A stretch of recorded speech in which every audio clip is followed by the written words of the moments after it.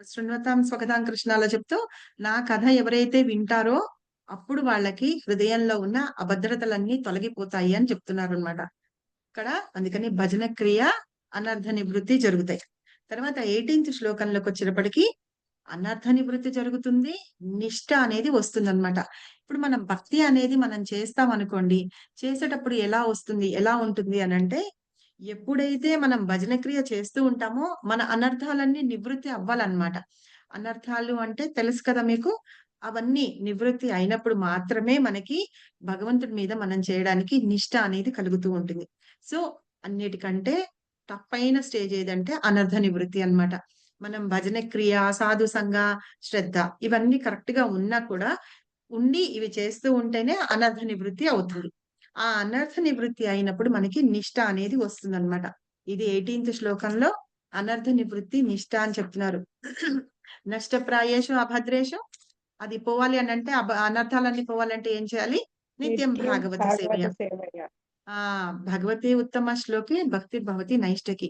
అలాగా భగవంతుని యొక్క ఉత్తమ శ్లోకాలు మనం చదువుకుంటూ, శ్రవణం చేస్తూ ఉంటేట మనకి ఏమవుతుందట అమంగళాలన్నీ పోతాయి అని చెప్తున్నారు. అలా అమంగళాలన్నీ పోయినప్పుడు ఏమవుతుంది? నిష్ట అనేది వస్తుందన్నమాట. నిష్ట వచ్చినప్పుడు ఏమవుతుంది? 19వ శ్లోకంలో రుచి, ఆసక్తి వస్తాయి. తదా రాజస్తమో భావ కామలోభాదయశ్చయే అంటున్నారు. అంటే ఆ ఆసక్తి వచ్చినప్పుడు మనము నిష్ట పెరిగినప్పుడు రుచి వస్తుంది. రుచి వచ్చినప్పుడు ఆసక్తి పెరుగుతుందన్నమాట. అందుకనే మన హృదయంలో ఉన్న కామ, క్రోధ, లోభాలు ఏవేవైతే ఉన్నాయో అవన్నీ వెళ్ళిపోతాయన్నమాట. మనం స్లోగా తమోగుణం నుంచి రజోగుణానికి, రజోగుణం నుంచి సత్వగుణానికి వస్తాం. సత్వగుణంలో గూడా శుద్ధ సత్వగుణానికి రావాలి. శుద్ధ సత్వగుణం అంటే ఏంటంటే మిలావట్ లేకుండా అన్నమాట. మన సత్వగుణంలో మధ్యలో ఎప్పుడన్నా తమోగుణం గాని, మధ్యలో ఎప్పుడన్నా రజోగుణం గాని మిక్స్ కాకుండా ఉండడం అన్నమాట. అలా ఉన్నప్పుడు మాత్రమే మన భక్తి కరెక్ట్‌గా అవుతుంది. అప్పుడు ఆసక్తి పెరుగుతుందన్నమాట. అలా ఆసక్తి పెరిగినప్పుడు ఏమవుతుంది? 20వ శ్లోకంలో రతి, ప్రేమ అంటే భావాన్ని కూడా రతి అని అంటారు. భావము, రతి 2 ఒకటే. అయితే అది పెరిగి తర్వాత ప్రేమ అనే స్టేజ్ లాస్ట్ స్టేజ్ 9వ స్టేజ్ అయితే ఉందో అది వస్తామన్నమాట. అప్పుడు మనిషి ఎట్లా ఉంటాడటంటే ఏవం ప్రసన్న మనసో భక్తి యోగో భగవద్భక్తి యోగతః అంటున్నారు. అలా శుద్ధ సత్వ గుణంలో స్థితుడై ఉన్న భక్తుడు ఎట్లా ఉంటాడంటే భక్తి సేవ ద్వారానే తన మనసులో ఆనందాన్ని పొందుతూ ఉంటాడు. ఈ భౌతికమైన సత్సంగాలు, సాంగత్యాలు ఏవేవైతే ఉన్నాయో అవన్నీ వదిలిపెట్టేసి ముక్త స్థితికి వస్తాడు అని చెప్పేసి 20 శ్లోకంలో చెప్పారనమాట. అలా వచ్చినప్పుడు ఏంటంటే, ఎందుకు అలా రావాల్సిన అవసరం ఏంది అంటే, ఎందుకంటే మన హృదయంలో ఈ తాళ్ళవన్నీ ముడికట్టుకుపోయి ఉన్నాయని చెప్పాం కదా! అవన్నీ తెగిపోతాయన్నమాట. అవన్నీ తెగిపోవడము అంటే ఏంటంటే, ఆ కామ్య కర్మల వాసనలవన్నీ ఉన్నాయి చూసారా ఫలితాలు? అవన్నీ సర్వం నాశనం అయిపోతాయి. నాశనం అయిపోయినప్పుడు మనం ఏంటంటే, శుద్ధ భక్తితోటి భగవంతుడికి మనం ప్రార్థన చేసి ముక్తి అనే స్థితికి వస్తామన్నమాట. అక్కడ అహంకారము, నేను, నాది అనేది ఏమి ఉండవు. సో, ఇవాళ మనం 22 శ్లోకం చదువుకున్నాము. సరే, మనం భక్తి ప్రాసెస్ అంతా తీసుకొనొచ్చాము, అన్నీ చేసాము.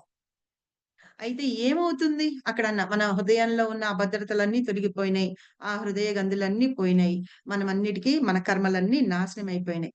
కానీ ఇక్కడ ఏం చెప్తున్నారంటే ఈ శ్లోకంలో భక్తి అనేది పునరుజ్జీవం అవుతుంది. మనం ఎప్పుడు చెప్పుకుంటాం కదా! మనందరికీ భక్తి ఉంది. కానీ ఏంటంటే అది నిద్రావస్థలో ఉంది కదా! మనం ఇవన్నీ చేస్తూ ఉన్నప్పుడట మనల్ని ఉత్తేజపరుస్తూ ఉంటుందట ఆ భక్తి అనేది భక్తి భావం. సో, ఈ పైన చెప్పిన మనం 16 నుంచి 20వ శ్లోకం వరకు చెప్పిన ఈ మార్గాన్ని మనం ఫాలో చేస్తూ, భక్తియుత సేవ చేస్తూ ఉన్నామనుకోండి, అప్పుడు మనము మన ఆత్మకి ఆత్మలోనే మనం భగవంతుడుగా మనము తెలుసుకోగలుగుతాము. అప్పుడు మనకి ఆనందం కలుగుతుంది. శాశ్వతమైన ఆనందం కలుగుతుంది. అప్పుడు మన హృదయానికి గూడా ప్రసన్నత అనేది చేకూరుతుందని. ఇది ఎవరు చేశారట? చాలా పరమ భక్తులైన వాళ్ళు అనాది కాలం నుంచి చేసి ఉన్నారట. అందుకని ఇక్కడ శ్రీల ప్రభుపాద ఏం చెప్తారంటే, మనం స్టార్టింగ్‌లోనే ఏం చదివాము ట్రాన్స్‌లేషన్‌లో కాబట్టి అని చదివాం గదా! అవునా? అతః. అథః హ్మ్. అన్నారు. ఆ! అతః అన్నారు. కాబట్టి. అసలు కాబట్టి అంటే అర్థం ఏంటి అని శ్రీల ప్రభుపాద చెప్తారనమాట. ఏంటంటే, మనం ఏదైనా విషయం చెప్తున్నామనుకోండి, ఇప్పుడు నేను చెప్పాను మీకు, మనకి భక్తి ప్రాసెస్ అంతా 16-20 వరకు చెప్పాము. చెప్పిన తర్వాత కాబట్టి నేనేం చెప్తున్నాను, మనం ఇలా చేయగలుగుతాం. ఆ స్టేజ్‌కి రాగలుగుతున్నాము అని చెప్తున్నాం. ఏదైనా ఒకటి చెప్పుతూ నేను చెప్పిన తర్వాత దాని మూలంగా ఏంటి అంటే ఆ స్టేట్మెంట్‌కి నేను కంక్లూజ్ చేయగలుగుతున్నాననుకోండి అలా అన్నమాట. ఇప్పుడు ఎవరన్నా వాళ్ళ ఇంట్లో పూజ అవి చేస్తున్నారు. కథా కీర్తన చేస్తున్నారు అని చెప్తారు. కాబట్టి మీరు మా ఇంటికి రండి అని చెప్తారు గదా! అంటే కథా కీర్తన చేస్తున్నారు అంటే కాబట్టి మీరు ముందు మా ఇంటికి రండి. ముందు వాటికి, ఆ తర్వాత దానికి హ్మ్. లింక్ లాగా అన్నట్ట. లింక్ కాబట్టి లాగా అంటే. పైగా కంక్లూషన్ స్టేట్మెంట్ కూడా అని అంటారనమాట. ఇంగ్లీష్‌లో దాన్ని దేర్‌ఫోర్ అని కూడా అంటారు. ఓకే. నువ్వు నే మీ మీరందరూ వచ్చి కూర్చున్నారు. కాబట్టి నేను మీకందరికి భాగవతం చెప్తున్నాను. మీకందరికి ఇష్టం కాబట్టి అని. సరే అలాగేనా? ఆహ్, ఎవరైనా మన ఇంటికొస్తారనుకోండి పెళ్లి పిలుపు గాని అన్నీ ఇచ్చి కార్డ్ ఇచ్చి కాబట్టి మీరు మా ఇంటికి కంపల్సరీగా పెళ్ళికి రండి. సరేనా? అలాగా అన్నమాట. ఏదైనా ఒక ముగింపు స్టేట్మెంట్ ఉంటుందనుకోండి దాన్ని కంక్లూడ్ చేసేయడానికని చెప్పి మనం కాబట్టి అనేది ఉపయోగిస్తూ ఉంటాము అని చెప్పి చెప్తున్నారు. సో, మనము ఏదైనా ఒక ఆర్గ్యుమెంట్స్ ఒస్తాయనుకోండి. కాదు వీళ్ళు ఇట్లాగా, వాళ్ళట్లాగా ఇది అని చెప్పి. సపోజ్ ఎందుకు కృష్ణుడి గురించే మనం చదువుకుంటున్నాం చైతన్య చరితామృతలో. అలా చెప్పుకుంటూ మనం చెప్పినప్పుడు ఏం చేస్తున్నాము మనకి కాబట్టి భగవంతుడికి ఆధ్యాత్మిక శరీరం మాత్రమే ఉందని చెప్తున్నాం. కాబట్టి మనము భగవంతుడు సేమ్ కాదు అని. అలా ఆర్గ్యుమెంట్ చేసే స్టేట్మెంట్స్‌లో కూడా మనం దేర్‌ఫోర్ అని, కాబట్టి అనే వర్డ్‌ని ఉపయోగిస్తాము అని చెప్పి చెప్తున్నారన్నమాట. ఇక్కడ ఇంకా ఏం చెప్తున్నారంటే శ్రీల ప్రభుపాద విద్యతే హృదయ గ్రంథి ఛిద్యంతే సర్వ సంశయ. కాబట్టి ఏంటంటే ప్రతీదీ మనము ఏంటంటే అలా చేయడం మూలంగా మన హృదయంలో గ్రంథులు తెగిపోయినాయని. ఇక్కడ ఇంకా ఏం చెప్తారంటే ఈ ప్రపంచంలోట ప్రతి వాళ్ళు ప్రతి ఒక్కళ్ళతోటి ప్రతి దానితోటి ఏదో రకంగా సంబంధం కలిగి ఉంటారు అని. ఇప్పుడు నేనున్నాననుకోండి, నాకు ఎవ్వరితో సంబంధం లేదు. నేనొక్కడినే ఉంటాను అంటే సరిపోదనమాట. నాకు ప్రకృతిలో అన్ని విషయాలతోటి నాకు సంబంధం ఉంటుంది. మిగతా వాటితోటి కూడా సంబంధం ఉంటుందనమాట. ఈ ప్రపంచంలో ఏ ఒక్కళ్ళు కూడా ఒక్కళ్ళు తమంతట తాముగా ఇండిపెండెంట్‌గా ఉండలేరు. అంటే వాళ్ళంతట వాళ్ళుగా స్వతంత్రంగా ఉండలేరని. ఇప్పుడు నేనున్నాననుకోండి, నాకు మా అమ్మ వాళ్ళ వైపు చుట్టాలున్నారు. మా హస్బెండ్ వాళ్ళ వైపు చుట్టాలున్నారు. తర్వాత వాళ్ళ చుట్టాల నుంచి వాళ్ళున్నారు. తర్వాత అట్లాగా వస్తూ ఉంటారు. ఫ్యామిలీలో చూస్తే అలా అనుకుంటారు. తల్లిదండ్రుల వైపు నుంచి పిల్లలు, వాళ్ళు, వీళ్ళు రిలేటివ్స్ అందరూ ఉంటారు. ఒక కంపెనీలో చూసుకున్నామనుకోండి, బాస్‌కి ఎంప్లాయీస్‌తో రిలేషన్ ఉంటుంది. అంటే వాళ్ళు వర్క్ చేస్తారు. ఆ వర్క్ తోటి అది నడుస్తూ ఉంటుంది. అలాగే ఎంప్లాయీస్‌కి కూడా బాస్ తోటి రిలేషన్ ఉంటుందన్నమాట. తర్వాత చూసుకుంటే ఎంప్లాయీస్‌కి మధ్యలో గూడా రిలేషన్ ఉంటుంది. ఇప్పుడు ఒక కంపెనీలో పని చేస్తున్నాము అంటే హెచ్ఆర్ డిపార్ట్‌మెంట్‌తో కానీ, ఇంకో టెక్నికల్ డిపార్ట్‌మెంట్‌తో కానీ ఒకళ్ళతోటి ఒకళ్ళకి రిలేషన్ ఉంటుంది. కంపల్సరీగా ఉండాల్సిందే. ఇప్పుడు నాకు నా ల్యాప్‌టాప్ కానీ ఏమన్నా పని చేయట్లేదనుకోండి. అప్పుడు నేనేం చేస్తాను టెక్నికల్ డిపార్ట్‌మెంట్ దగ్గరికెళ్తా. నాకు సాలరీ కానీ, ఇంకా లీవ్ కావాలి, ఇంకేమన్నా కావాలనుకోండి ఎళ్లి హెచ్ఆర్‌తో మాట్లాడతా. సో, అట్లాగా ప్రతి వాళ్ళకి ఒక్కొక్కళ్ళతోటి రిలేషన్ ఉంటుందన్నమాట. ఎవరైనా ఒక్కళ్ళు నాకు ఎవ్వరితో సంబంధం లేదు అని ఎవరన్నా ఉన్నారా? హరిబోల్. లేరు మాకు. లేరు కదా! లేదు. అలా లేరు మాతాజీ. అలా లేరు మాతాజీ. హ్మ్. అలా ఉండే ఛాన్స్ కూడా లేదు. అవునా కదా! ఏ సంబంధం లేకుండా ఉండలేరనమాట. అయితే ఒక్కసారి ఇప్పుడు మీరు అలా ఉన్నారా అని చెప్పేసి మీరు ఒకవేళ చాట్‌జీపీటీని అడిగినా గూడా అది ఆన్సర్ చెప్పలేదనమాట. అందరికీ ఎవరితో ఒకళ్ళతోటి ఏదో రకంగా సంబంధం ఉండే ఉంటుంది. కాబట్టి ఈ ప్రపంచంలో ఉన్న ప్రతి ఒక్కళ్ళు కూడా ఒకళ్ళ మీద ఒకళ్ళు ఆధారపడి ఉన్నారనమాట. కానీ మనమందరం సెల్ఫ్ డిపెండెంట్ అంటే స్వతంత్రులం కాదు అంటున్నారు. కానీ స్వతంత్రులు ఒక్కళ్ళే ఉన్నారు. ఎవరు? కృష్ణ భగవంతుడు. భగవానుడు. కృష్ణ భగవానుడు. భగవానుడు. భగవంతుడు. శ్రీకృష్ణ భగవానుడు. ఆయన్ని ఏమంటాం మనం? స్వతంత్ర. స్వతంత్ర. స్వరాట్ అంటాం. ఫస్ట్ శ్లోకంలో స్వరాట్. భాగవతం ఫస్ట్ శ్లోకంలో స్వరాట్. స్వరాట్. స్వరాట్ అంటాం గదా! ఆయన స్వతంత్రుడనమాట. ఆయనొక్కరే స్వతంత్రుడు. ఇంకెవరు స్వతంత్రులు కాదు అని జెప్పేసి చెప్తున్నారు. సరే మనం ఒకవేళ మనం చూసుకొని ఇప్పుడు నేను, మా అమ్మ, మా అమ్మ వాళ్ళ అమ్మ అలాగ వెనక్కి మనం వెళ్తూ ఉంటాం గదా! వెనక్కి వెళ్తూ ఉంటే ఎంత వరకు వెళ్తాం మనం? పురాతనంగా ఎక్కడికో వెళ్తాం మనం. అవునా? అక్కడి నుంచి మనకి సంబంధం ఉందన్నమాట. అసలు వాళ్ళకి అక్కడి నుంచి ఎలా సంబంధం ఉంది అనంటే అలా వెళ్తూ ఉంటే ఎక్కడో ఉంటూ ఉంటుంది గానీ, అట్లాగే అది ఎక్కడ తెగదు. సో, అట్లాగే ఇప్పుడు ఏంటంటే మన పురాతనమైన కట్టడాలు ఇవి అవి ఉన్నాయి చూసారా? దాన్ని ఏన్షియంట్ అని అంటారు అని జెప్పి పురాతనమైనది. ఆ సంబంధాలు ఉన్నాయని. అలాగే కొన్ని కట్టడాలున్నాయి. ఉన్నాయి గదా! మనకి తాజ్‌మహల్ లాంటివి, యెస్ చార్మినార్ మన మాతాజీ. హ్మ్. హ్మ్. ఇవన్నీ ఉన్నాయి గదా! ఎప్పుడో కట్టి అవును. ఉన్నాయి. అయితే ఈ రిలేషన్‌లు వీటిని ఏంటంటారటంటే సెన్షియంట్ అంటారట. సెన్షియంట్ అంటే చేతనమైనవి. ఇన్‌సెన్షియంట్ అంటారట. అచేతనమైనవని. ఇప్పుడు ఈ కట్టడాలు, రాళ్ళు అవన్నీ ఉన్నాయి చూసారా? కొంతమంది పెద్ద పెద్ద రాళ్ళు అవన్నీ గూడా పెట్టుకొని బావున్నాయి అని జెప్పి పురాతనమైన వస్తువులు అవన్నీ పెట్టుకుంటూ ఉంటారు చూసారా? ఇప్పుడు చార్మినార్ అక్కడి నుంచి కదలదు అలాగే ఉంటుంది. అవునా? అది హ్మ్. అవును. అచేతనమైనది. కానీ మనకి ఉండే ఇది ఉంది చూసారా? ఈ రిలేషన్ ఏదైనా ఉందో అది చేతనమైనది అని అంటున్నారు. ఇప్పుడు ఒక సపోజ్ ఒక చీమనిట ఎగ్జాంపుల్ చెప్తున్నారు శ్రీల ప్రభుపాద. ఒక చీమ పాకుతూ ఉంటుంది. పాకుతూ ఉంటే మనం చిన్నప్పుడు మనం ఆడుకునేవాళ్ళం గదా! చీమ వెళ్తుంటే దానికి వేళ్ళు గాని, ఇవేవో అడ్డం పెట్టేవాళ్ళం. పుల్లలు గాని, అగ్గి పుల్లలు గాని. అవును. మీరెవరైనా చేసున్నారో లేదోరా? అవును. అవునా? చేసాం అది మాతాజీ. హ్మ్. అది అవును. ఎటువైపు వెళ్తుంటే అటువైపు మనం పుల్లలు అడ్డం పెడుతూ ఉండేవాళ్ళం. అప్పుడు దానికి ఎంత కష్టం కలుగుతుంది. అవునా? అది అవును. చేతనమైనది. అది తిరుగుతూ ఉంటుందన్నమాట. తర్వాత మనం పుల్లలు తీసేస్తంట. సో, ఇట్లాగా వెళ్ళడము చేస్తూ అలాగా దాన్ని వదిలిపెట్టి పంపించేస్తామండి. ఇది సెన్షియంట్ అంటారట. అంటే చేతనమైనవి అని అంటారట. అయితే ఈ చేతనమైనది అనేది సుపీరియర్ అని. అచేతనమైనవి అవి ఎప్పటినుంచో ఎన్ని సంవత్సరాల నుంచో ఎన్ని యుగాల నుంచి అయినా సరే అలాగే ఉన్నాయి. ఇప్పుడు రెడ్ ఫోర్ట్ లాంటివన్నీ మనం చూస్తూ ఉంటాం గదా! ఆ కట్టడాలు వాటన్నిటికి వెళ్ళి ఉంటాం. మనం ఎప్పటినుంచో ఎన్నో వేల సంవత్సరాల నుంచి ఉన్నవన్నీ అలాగే ఉన్నాయి. సో, అవి అవి కాకుండా ఈ సుపీరియర్ అంటే చేతనమైనవి ఏవేవైతే ఉన్నాయో ఇవి సుపీరియర్. అంటే మన ముందు ముందు తరాల వాళ్ళున్నారు చూసారా అది. అయితే ఈ 2 విషయాలు మనం ఇక్కడ ఏంటంటే 2 విషయాలు గుర్తుపెట్టుకోవాలట. ఒకటి పదార్థం. సరేనా? అది అచేతనమైనవి. రెండోది లివింగ్ ఎంటిటీస్. వాళ్ళు జీవితం ఉన్నవి. వాటిని సెన్సిటివ్ సెన్షియంట్ అంటారట.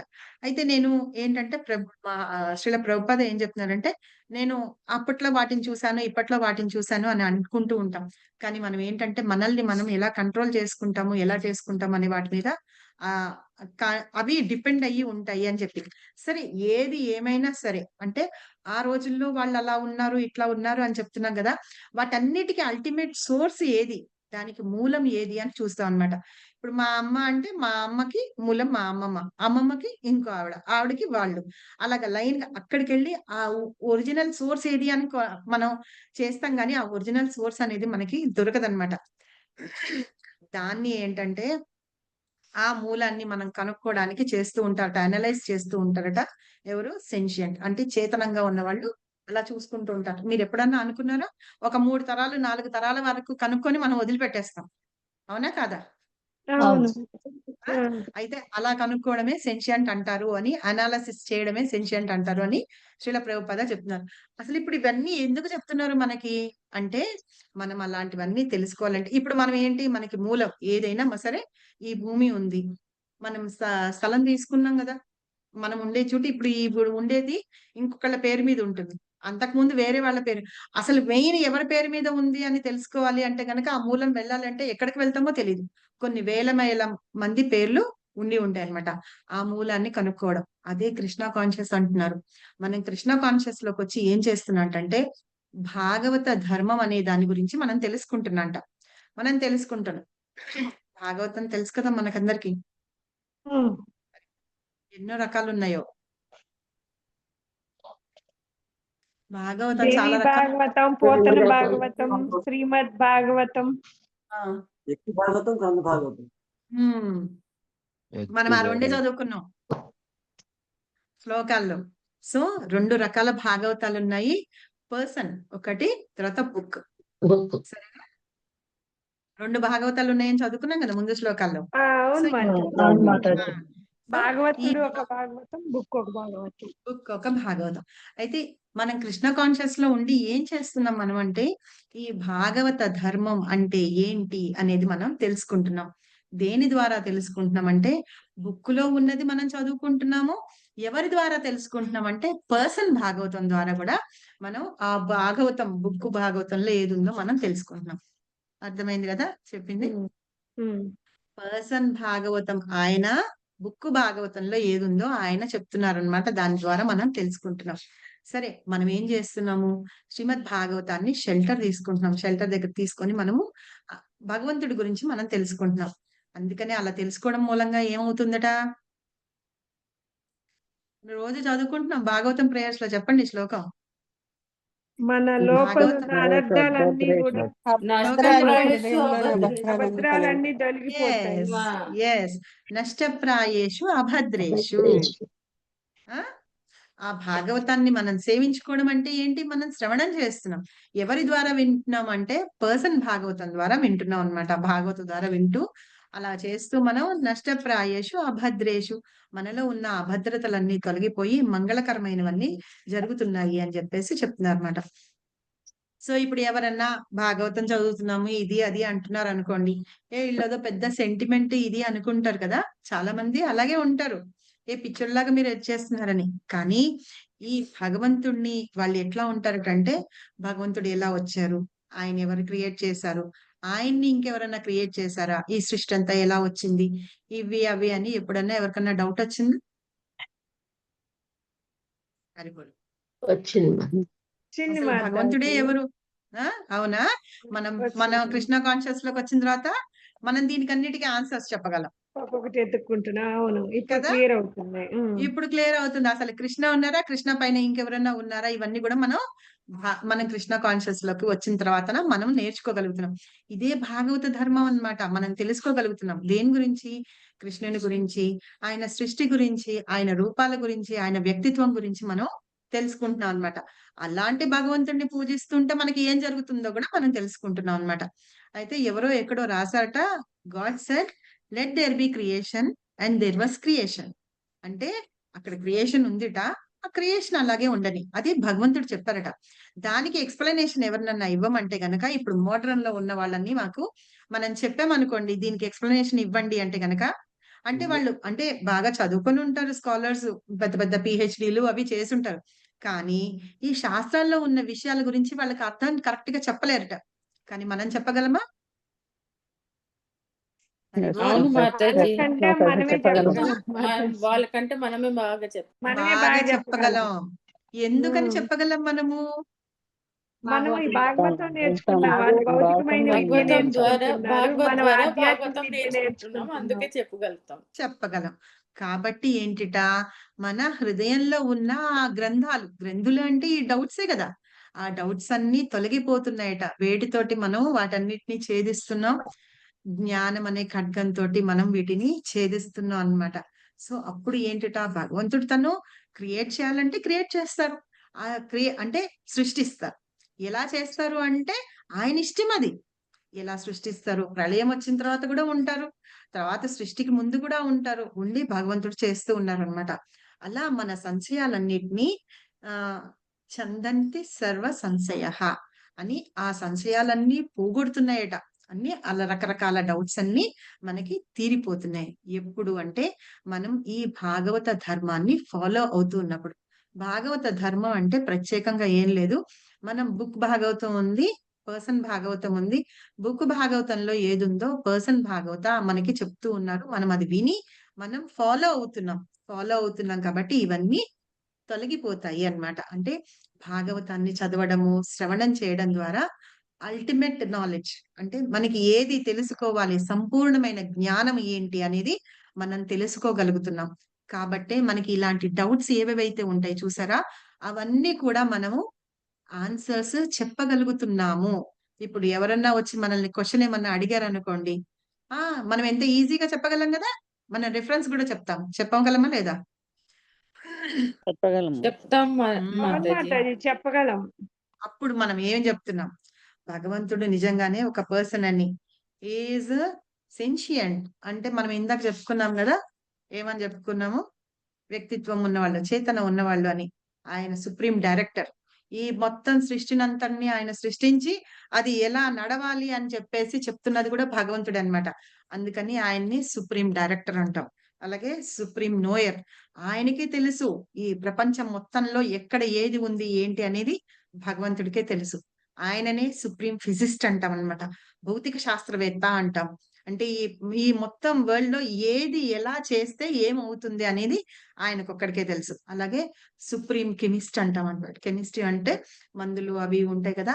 ఎక్కడెక్కడ ఆ జడీబుటి అవి ఉన్నాయి. వాటి మూలంగా ఏది వేసుకుంటే ఏ రోగం పోతుందో, ఏమి జరుగుతుందో అనేది భగవంతుడికి తెలుసన్నమాట.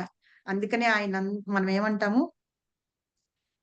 సుప్రీం అంటున్నాం మనం. సరేనా?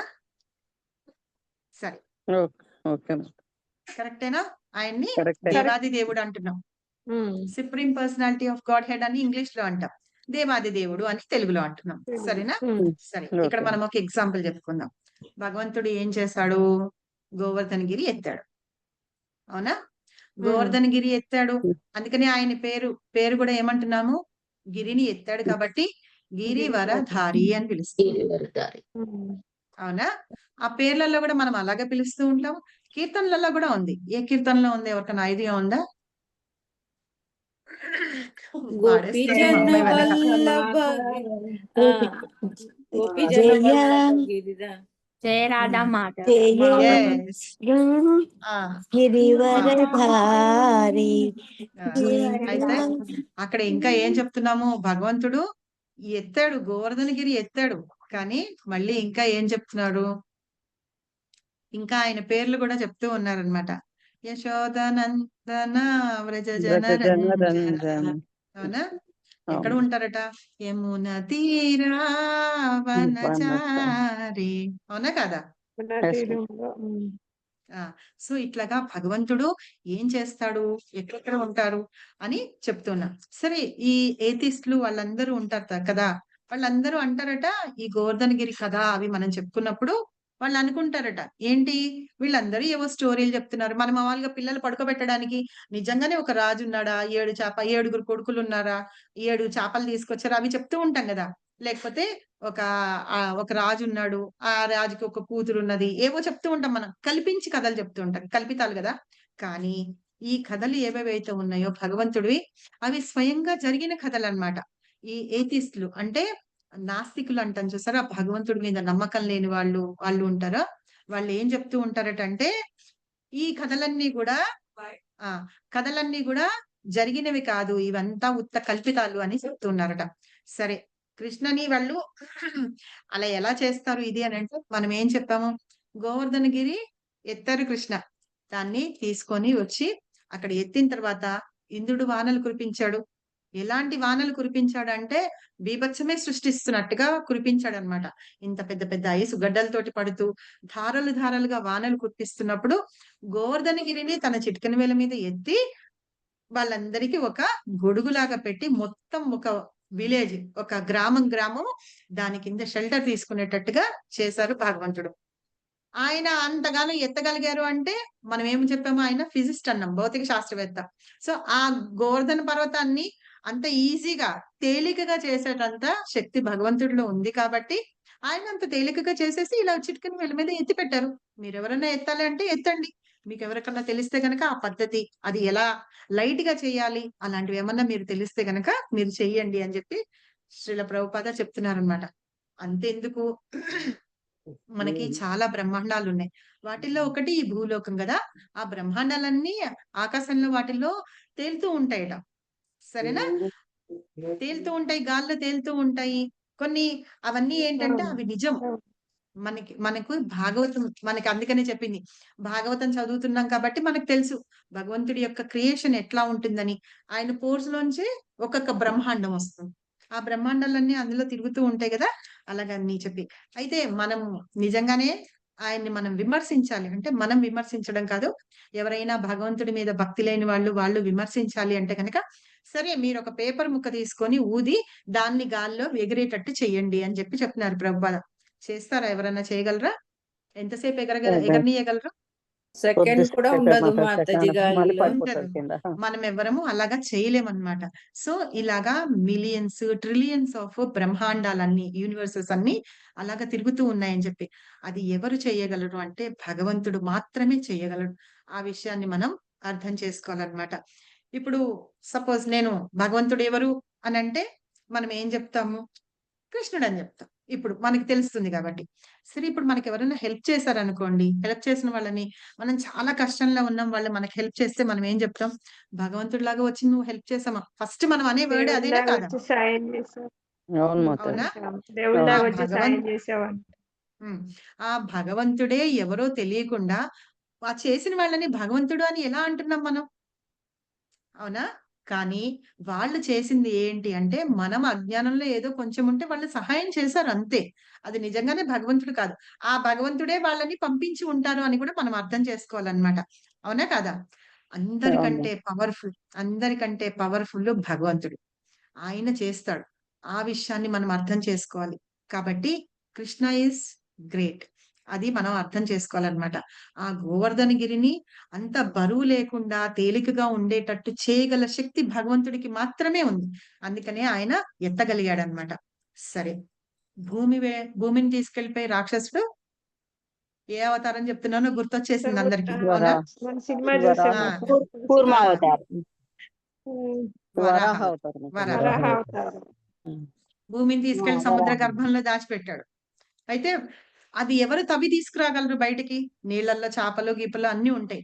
కానీ వరాహమూర్తి మాత్రమే తీసుకురాగలడన్నమాట. ఎందుకంటే వాసన చూసి పసిగట్టగలడు. వరాహ అవతారం అందుకనే తీసుకున్నారు.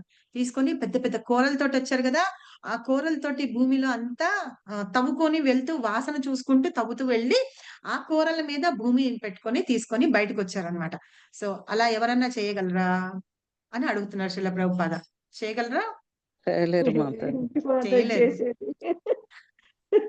మన సముద్ర గర్భంలో వెళ్లి స్విమ్ చేయాలన్నా కూడా మిషన్‌లు అవన్నీ పెట్టుకొని వెళ్తారు. గుర్తుందా మీకు? ఈ మధ్య ద్వారకా నగరం భూమి సముద్ర గర్భంలో ఉంది అంటే, మోడీ అలా గారు మనం వెళ్ళి వెళ్ళొచ్చు. మోడీ చూసొచ్చారు. వెళ్ళారు. మనం అలా వెళ్ళొచ్చు అంటే సబ్‌మెరైన్‌ది ఒకటి తయారు చేశారు. దాని ద్వారా వెళ్ళొచ్చు అని చెప్పి అంటున్నారు. అలాగే నీళ్ళల్లో వాళ్ళు వెళ్ళాలి అంటే కూడా ఇవి పెట్టుకొని, ఇంకేవేవో వేసుకొని చాలా మిషన్‌లు అవన్నీ పెట్టుకొని వాటి ద్వారా వెళ్తారు. వరాహమూర్తిలాగా వెళ్ళగలరా ఎవరన్నా లోపలికి? వెళ్ళలేరు వెళ్ళలేరు కదా! మాతాజీ. అందుకని భగవంతుడు ఆయనకొక్కడికే సాధ్యం. ఆయనకొక్కడికే సాధ్యం అన్నమాట. సో, ఇలాగ సో కాల్డ్ ఏథిస్ట్‌లు అంటున్నారు చూసారా? వాళ్ళందరూ కూడాట మేమిది చేయగలము, అది చేయగలము అనంటే, ఇలాగ వరాహమూర్తిలాగా కరెక్ట్‌గా లోపలికి వెళ్లి మీరు తీసుకొని రండి ఏమన్నా. మీరు ఆ మిషన్‌లన్నీ ఎందుకు పెట్టుకుంటున్నారు అని శ్రీల ప్రభుపాద అడుగుతున్నారన్నమాట. ఇవంతా ఏంటంటే సైన్స్ అని. ఫిజికల్ సైన్స్ అంటారు గదా! భౌతిక శాస్త్రం అన్నమాట. ఆ భౌతిక శాస్త్రానికి కనుక్కున్నది, తెలిసింది గూడా ఎవరు? స్వయంగా కృష్ణ పరమాత్ముడే కృష్ణ అన్నమాట. హ్మ్. కృష్ణ పరమాత్ముడే అన్నమాట. కాబట్టి అది చదువుకొని, అవన్నీ చదువుకున్న తర్వాత వీళ్ళు చదువుకొని ప్రాక్టికల్‌గా ట్రైనింగ్ అయ్యి అన్నీ తీసుకొని వీళ్ళు వెళ్తూ ఉన్నారు అని. నిజంగానే ఇవన్నిటి ద్వారా చేయగలిగితే గనక గోవర్ధనగిరిని గూడా ఎవరన్నా ఎత్తి చూపించండి అని చెప్తున్నారు. ఇక్కడ ఏం చెప్తున్నారంటే, ఇవన్నీ మనకి ఎలా తెలుస్తాయి అంటే, ఆధ్యాత్మిక జ్ఞానం ద్వారా తెలుస్తాయన్నమాట. మనం అజ్ఞానంలో ఉండిపోతూ ఉన్నాం కాబట్టి, ఆ తెర అనేది ఉంది కాబట్టి, మనం భగవంతుడు అంటే ఎవరు తెలుసుకోలేకపోతున్నాం. అవునా? నిన్న మనం క్లాస్‌లో గూడా చెప్పుకుంటూ ఉన్నాం. ఎప్పుడైతే వరాహ భగవానుడు బయటికి వచ్చిన తర్వాత మనం స్నానం చేసి వచ్చిన తర్వాత ఇట్లా దులుపుతాం గదా! జుట్టును గూడా వాటిని గూడా దులుపుతాం. అలాగే భగవంతుడు ఆ సముద్ర గర్భంలోకి వెళ్లి వచ్చిన తర్వాత బయటకొచ్చి భూమిని పక్కన పెట్టిన తర్వాత ఆవిడని ఒక్కసారిగా విదిలించేటప్పటికి ఆయన నీళ్లు శరీరం మీద ఉన్న నీళ్ళన్నీ ముల్లోకాల్లోనూ పడి పవిత్రమైపోయినాయట. అలాగే ఆ శరీరం మీదున్న ఈ వెంట్రుకలంటాం చూసారా? ఇలా పొడుగ్గా ఇలా ఉంటాయి. సూదుల్లాగా ఉంటాయన్నమాట. అవి పడి కుశాగ్రాస్ లాగా అవి వచ్చి వాటిని భగవంతుని పూజలకి వాటికి ఉపయోగిస్తూ ఉంటారనమాట. అదే దర్భలు కూడా అంటారు. నిన్న మనం రఘునాథ్ ప్రభు కూడా చెప్పారు కదా! ఆయన నుంచి వచ్చినవే అన్నమాట. ఇందులో ఏమి మనం సృష్టించింది ఏమీ లేదు. ఒక మానవ మాత్రులు ఏమి సృష్టించింది ఏమీ లేదన్నమాట. అలాగే మనం కడుతున్న బ్రిడ్జ్‌లు గాని, ఫ్లైఓవర్‌లు గాని ఏమన్నా సరే అక్కడ రామదండు వెళ్లి ఏం చేశారు? వారధి కట్టారు గదా! లంకకి వెళ్ళడానికి. దాన్ని తీసుకొని ఆ సైన్స్ తోటే వీళ్ళు బ్రిడ్జ్‌లు గూడా కడుతున్నారనమాట. సో, అట్లాగా మనము ఆ భగవంతుని యొక్క జ్ఞానాన్ని, ఆధ్యాత్మిక జ్ఞానాన్ని మనము ఎప్పుడైతే తెలుసుకుంటూ ఉంటాం చూసారా? అప్పుడే మనలో భగవంతుడు అంటే ఎవరు అని తెలుస్తుంది. అది వేటి ద్వారా తెలుస్తుంది అంటేను ఈ భాగవతము వాటి ద్వారా తెలుస్తుంది. అలా తెలుసుకున్నప్పుడు మన హృదయంలో ఉన్న ఆ గ్రంథి ఏదైతే ఉంటుందో ముడిపడిపోయి ఉన్నాయి గదా! మనకి ఆ డౌట్‌లు వాటన్నిటివి అవన్నీ గూడా తెగిపోతాయి అని చెప్తున్నారన్నమాట. కృష్ణకి అన్నీ తెలుసు. ఏది ఎక్కడ ఉంది అంతే. ఎందుకంటే సృష్టి ఆయనదే కదా! ఇప్పుడు సపోజ్ చూడండి మనం ఇంట్లో ఉంటాం. ఏ వస్తువు ఎక్కడుంది మనకి తెలుసా? బయట వాళ్ళకి ఎవరికన్నా తెలుసా? మన ఇంట్లో వాళ్ళకి గూడా తెలీదు. అవునా కాదా? మనకి ఎవరు పెట్టినా మనకే వాళ్ళకే అవునా? తెలుస్తది. మనకే తెలుస్తది. అవును. కరెంటు పోయింది అంటేను కరెక్ట్‌గా చీకట్లో గూడా మనం వెతుక్కొని అంటే ఏది కొట్టుకోకుండా ఎళ్లి అగ్గిపెట్టె మనం తీసుకొస్తామా? క్యాండిల్ లేదా? తెస్తాం అవును మాతాజీ. మాతాజీ. తెస్తాం గదా! భగవంతుడు కూడా అంతే అన్నమాట. ఆయన సృష్టించింది ఇది. అందులో ఏది ఎక్కడ ఉంది, ఏది ఎలా ఉపయోగపడుతుంది, ఏది ఎలా చేయాలి అన్నీ ఆయనకి తెలుసు కాబట్టి ఆయన అన్ని చేస్తారు అని చెప్తున్నారన్నమాట. ఇంకా ఇక్కడ శ్రీల ప్రభుపాద ఒకటి చెప్తున్నారన్నమాట. ఒక ఎలక్ట్రీషియన్ ఉన్నాడనుకోండి. ఆ ఎలక్ట్రీషియన్ మోటార్ పాడైపోయిందనుకోండి. మోటార్ పాడైపోతే ఆ మోటార్‌ని బాగు చేసి కూలర్‌ని హీటర్‌గా చేస్తాడట. హీటర్‌ని కూలర్‌గా చేస్తాడట.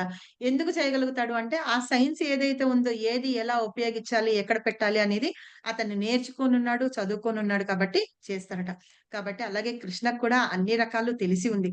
కాబట్టి మనం ఏం చేయాలట? కృష్ణ గురించి మనం తెలుసుకోవాలట. అవునా? ఆయనని చదవాలి. ఆయనని చదవడం ఏంటంటే కృష్ణుడిని కృష్ణుడిగానే చదవడం. ఇది చాలా ఇంపార్టెంట్ అనిపించింది నాకు. మీకు కూడా అనిపిస్తే గనక నోట్ చేసి పెట్టుకోండి. అంటే కృష్ణుడిని కృష్ణుడిగా, దేవదేవుడిగా మాత్రమే మనము చెయ్యాలి. చదవాలి. కృష్ణుడిని చదవాలి అంటే భాగవతాన్ని కరెక్ట్‌గా అలాగే అర్థం చేసుకోవాలి.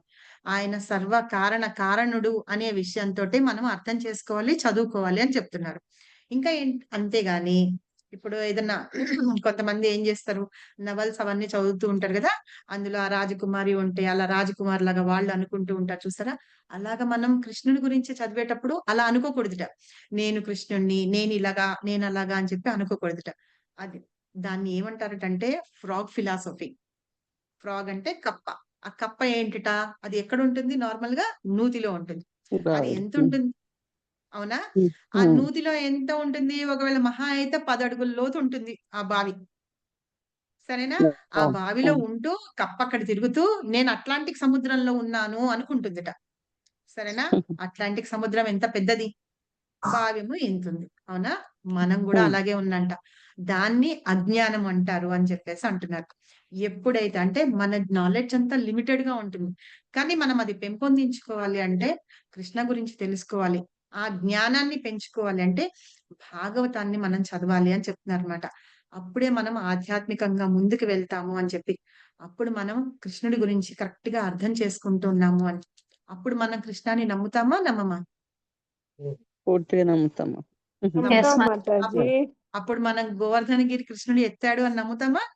నమ్ముతాం. 100% 100% అవును మాతాజీ. అప్పుడు మనకి డ అప్పుడు మనకి డౌట్ ఎక్కడుంది? డౌట్ లేదు గదా! డౌట్ లేదు. లేదు. డౌట్ లేదు. డౌట్ లేదు క్లియర్. కదా! అదే కృష్ణ కాన్షియస్‌నెస్ అంటే అని చెప్తున్నారన్నమాట శ్రీల ప్రభుపాద. ఓకేనా? హరి బోల్. హరి బోల్ మాతాజీ. ఓకే. సో, మనం కృష్ణ, కృష్ణ అంటున్నాం. ఆయన ఇది, అది అన్నీ అన్నాం గదా! అసలు కృష్ణ అంటే ఎవరు? ఎప్పుడన్నా మీకు డౌట్ వచ్చిందా? ఆ! సరే. కృష్ణ అంటేట పర్ఫెక్ట్‌గా ఎవరికీ అర్థం కారట. సరే. ఆయన గురించి మనం తెలుసుకుందామని. చైతన్య చరితామృతలో మనం చదువుకున్నాం గదా! మొన్న గూడా. మహాప్రభు యొక్క లీలలు చాలా లోతైన సముద్రం లాంటివుంటాయని, అవి అర్థం చేసుకోవాలంటే చాలా కష్టమని. అసలు ఆ బ్రాహ్మణుడు నాటకం రాయడం ఏంటి? మనం అది సవ్యంగా చెప్పకపోవడం ఏంటి? భగవంతుడికి ఆధ్యాత్మిక శరీరం ఏంటి? మనకి భౌతిక శరీరం ఏంటి? ఇవన్నీ మనం అర్థం చేసుకున్నాం గదా! ఆ చిన్న కథలో ఆ ఒక్క ఆహ్, ఏమంటారు? శ్లోకం ప్రార్థనా శ్లోకంలో చెప్పినప్పుడు మనకి ఇంతగానో చెప్పి మనకి అర్థం చేయించగలిగారు. అదే లీలలనమాట భగవంతుడు చేసేవి. అలాగే ఇందాక మనం చెప్పుకున్న వరాహ లీల. వరాహంగానే ఎందుకు రావాల్సొచ్చింది? పైగా బ్రహ్మదేవుడి ముక్కులోంచి ఆయన తుమ్మంగానే అందులోంచి వచ్చాడు. ఇంత చిన్నగా వచ్చి ఇంత పెద్ద వరాహంగా తయారైనారనమాట. అలా ఆయన ఎందుకు చేస్తున్నారు అనేవి లీలలు మనకెవ్వరికీ అర్థం కాదు. అన్‌లెస్ అంటిల్ మనము ఇవన్నిటిని చదువుకొని ఆధ్యాత్మికంగా ఉంటూ ఉంటే గనక మనకి తెలియవన్నమాట. సో, ఇలాగా మనం అర్థం చేసుకోవాలి అని భగవంతుని లీలలు సముద్రంలో లోతైన సముద్రంలాగా ఉన్నాయి. అవి అర్థం చేసుకోవాలన్నమాట. కాకపోతే ఏంటంటే, ఈ లీలల ద్వారా మనకి ఏం తెలుస్తుంది అంటే, మనం మనము కృష్ణని ఎలా తెలుసుకుంటాము అనే విషయం కూడా తెలుస్తుందన్నమాట. మనం భగవద్గీత చదువుతాం. 3 పార్ట్‌లుగా చెప్తాం. ఏంటివి? హరి బోల్. ఏమేం జ్ఞానయోగం, యోగాలు? భక్తి యోగం, జ్ఞానయోగ, జ్ఞానయోగం, కర్మయోగ, కర్మయోగం, భక్తి యోగం. జ్ఞానయోగం, భక్తి కర్మయోగం, యోగం. సరే. భక్తి యోగం, జ్ఞానయోగం. ఆ! సో, ఈ మూడిటి ద్వారా మనం కృష్ణాన్ని తెలుసుకోగలుగుతామా? దేని ద్వారా తెలుసుకోగలుగుతాం? భక్తి యోగ ద్వారా భక్తి యోగం తెలుసుకోగలం. ద్వారా భక్తి యోగం. తెలుసుకోగలం. భక్తి యోగా ద్వారా మాత్రమే అది గుర్తుపెట్టుకోండి. భక్తి యోగా ద్వారా మాత్రమే మనం భగవంతుడి గురించి తెలుసుకోగలుగుతామన్నమాట. అయితే ఇందాక మనం ఏం చెప్పుకున్నాము? పరమ భక్తులైన వాళ్ళు అని అంటున్నారు గదా! వాళ్ళందరూ కూడా ఈ భక్తి యోగ మార్గాన్ని మాత్రమే ఫాలో అయ్యి భగవంతుడి గురించి తెలుసుకున్నారట. వాళ్ళు ఏంటంటే ప్యూర్ అన్అలాయిడ్ భక్తి చేశారట. అంటే అన్అలాయిడ్ అంటే అందులో కల్తీ ఏమీ ఉండదు. 24 క్యారెట్ గోల్డ్ అన్నమాట. అందులో ఏమీ ఉండదు. మనం ఆ బంగారంలో 24 క్యారెట్ గోల్డ్ లో కొంచెం రాగి కలిపితేనే మనం ఆర్నమెంట్స్ చేసుకోవడానికి వాటికి వీలవుతుంది. కానీ 24 క్యారెట్ల బంగారంలో ఏమీ కల్తీ ఉండదన్నమాట.